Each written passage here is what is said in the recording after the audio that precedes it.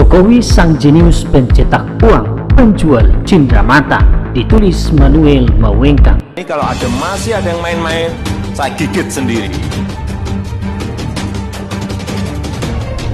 Sudah mulai ngerti ya, oh di sini saya sudah mulai ngerti, oh di sini saya sudah mulai ngerti. Kalau masih ada yang main-main, sekali lagi yang gigit saya sendiri lewat cara saya.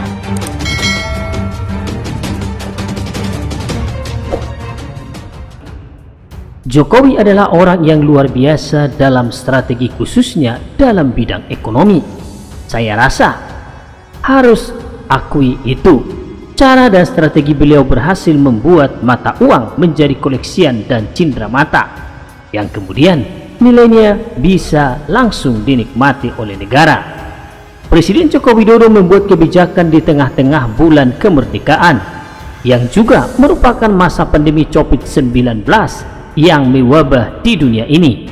Ia bikin strategi untuk mencetak uang terbatas yang nominalnya 75.000 per lembar dengan jumlah terbatas, yakni 75 juta lembar. Setelah dengan jumlah terbatas, ia pun membuat kebijakan lewat Bank Indonesia untuk membagi-bagikan uang tersebut kepada satu KTP untuk satu lembar.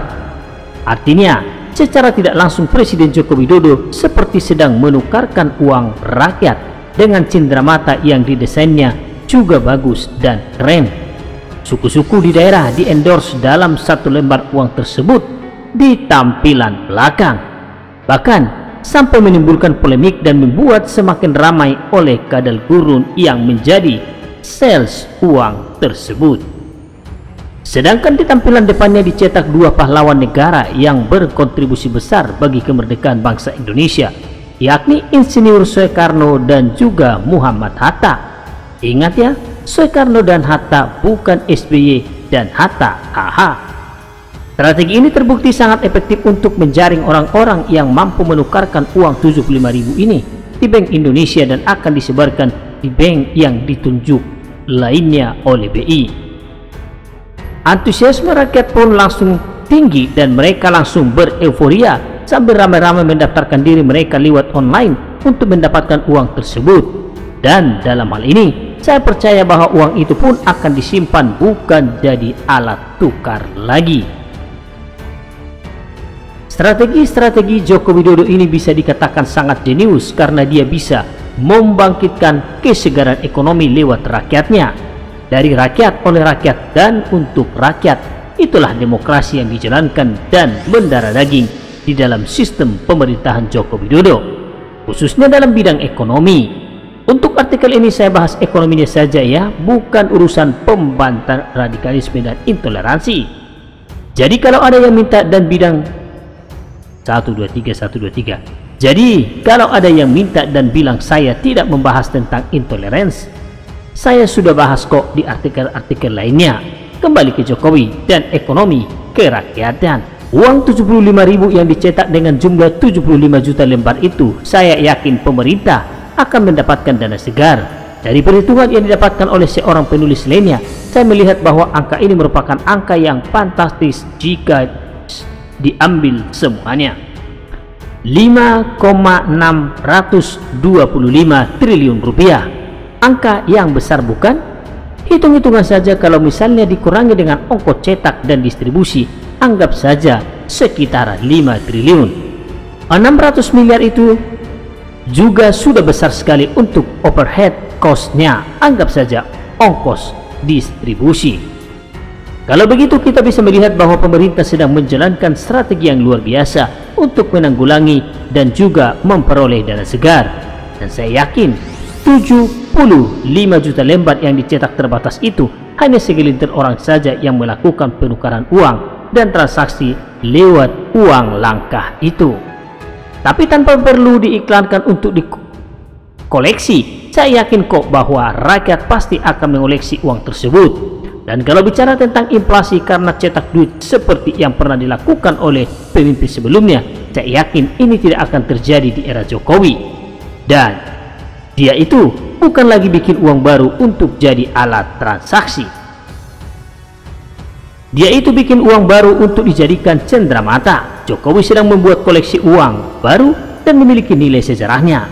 Kebetulan Indonesia sedang merayakan 75 tahun kemerdekaan yang makan nominalnya cukuplah 75.000 yang ada di tengah-tengah 50.000 dan 100.000, momen langka yang pas.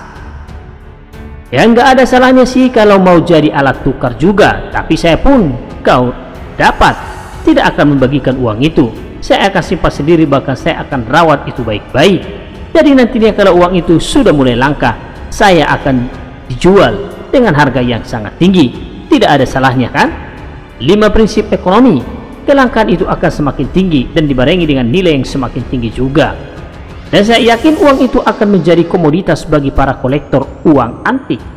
Artinya, nilai ini bukan sekedar 75.000, malah bisa lebih karena keunikan dan keterbatasannya.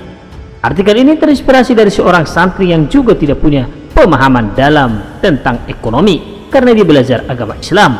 Dan harus saya akui juga bahwa saya bukan orang yang belajar ekonomi, namun saya paham prinsip ekonomi dan prinsip kewirausahaan yang teman saya utarakan di dalam tulisan singkatnya yang bermakna. Silakan disimak di sini. Saya hadir karena diminta membacakan teks proklamasi karena saya anak sulung Bung Hatta yang saya merasa harus menerima permintaan itu. Ada yang sudah dan belum saya tahu, tetapi saya segera bisa menempatkan diri dengan baik terhadap situasi seperti itu. Saya baru paham kenapa kami ini ramai-ramai dihadiri oleh orang-orang penting yang seharusnya netral dari politik, yakni dubes dan anak sulung dari Muhammad Hatta, Ibu Mutia Hatta. Ternyata si Udin pakai caranya memberikan half truth untuk membuat ramai. Sudah ada 2 orang yang memberikan klarifikasi. Pertama, dubes Palestina dengan lucunya mengatakan bahwa dia menyangka itu adalah acara 17-an yang bebas politik. Kedua adalah Ibu Mutia Hatta yang mengatakan dia hadir karena hanya diminta membaca naskah proklamasi. Kita tunggu yang lain. Kami ini adalah sekumpulan orang-orang kartu mati yang bisanya membawa-bawa dan mencatut nama orang-orang tertentu yang dianggap penting untuk membuat mereka menjadi kelihatan menyeramkan karena dukungannya dianggap banyak.